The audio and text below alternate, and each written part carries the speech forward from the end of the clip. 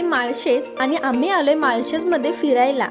हाय, माझं नाव सानू आहे। संगमवरून निघाल्यावर आम्ही घरी आलो आणि आमचं प्लॅन बनलं की माळशेजला जाऊयात।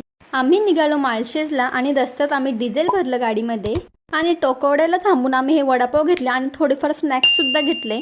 असं गरम गरम वडापाव आणि थंडगार वातावरण खूपच छान वाटतं। मग आम्हाला पुढे ही आजी दिसली जिच्याकडनं आम्ही आवळा विकत घेतले।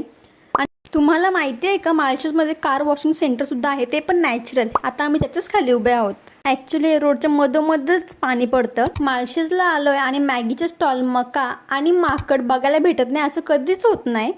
मग आम्हाला दिसलं पहिला वॉटरफॉल। आम्ही गाडी पटापट पार्क केली आणि निघालो तिकडे जायला।